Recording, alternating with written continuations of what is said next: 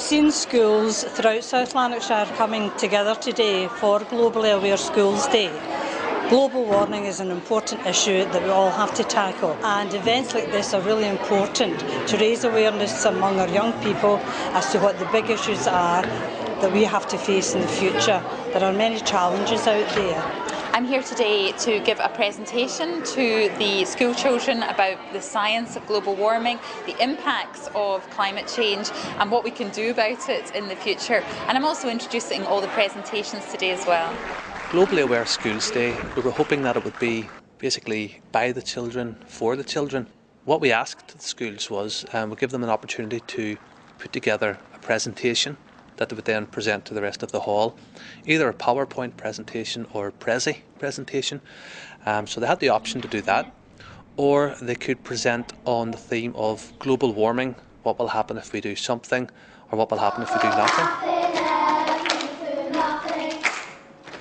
And they could present that in the form of a drama or a poem or a song. I see you driving round town with the car you love, and I might forget you. Having a theme of what will happen if we do nothing, what will happen if we do something was very clever, because yes, it identifies all the problems, but it also makes them think about solutions, and that really came across during the presentations. They were aware of the issues, and yet they were thinking positively about how we can solve them. Choose, recycle or replace to help everyone in the human race. We had Heather Reid along today, who is a well-known meteorologist, so she was well placed to chair today's event. She was able to expand on the points children were maybe touching on, which I thought was great that she has the knowledge to do that. We also had Klaus Mayer from Learning and Teaching Scotland and Elaine Fitzpatrick from the Quality Improvement Service, and they joined Heather on our panel for Dragon's Den. All the schools had to present to the Dragons on a global warming prevention invention. The Dragons part was irrelevant. It was really using their imagination, their creativity, and have fun thinking of ways to reverse global warming or prevent global warming, and I think that came out really strongly today. We've been working on an invention for the gas event today, and it's an Ottawa quick car. When we were doing this project, we found out more about the environment and the type of issues that we are creating for the environment to tackle. Throughout the car we have used eco-friendly materials, or tried to as much as we can, just to basically progress and help the environment in our own way. Our invention is the consuming cactus, which will absorb the carbon dioxide in lime water and turn it into like chalk, so it can be disposed.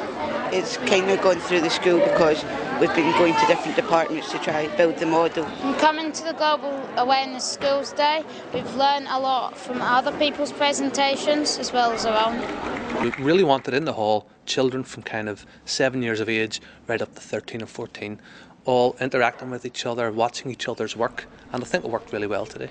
I think it's great that all these schools have come together for this sort of event, because it really it extends the impact and the reach for the messages that we're hearing about today. So I think it really will embed across the community and across education as a result of this sort of event, because you're seeing the networking, you're seeing the kids talking to different schools, and I think that's a really good experience for them as well. Learning and Teaching Scotland is very keen to support events like this here today at South Lanarkshire.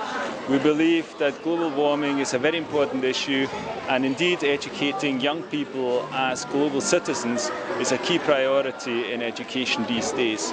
We could see today in the comments and the enthusiasm of the young people that this is a key driver for them to learn and to understand the world and to build a future for themselves.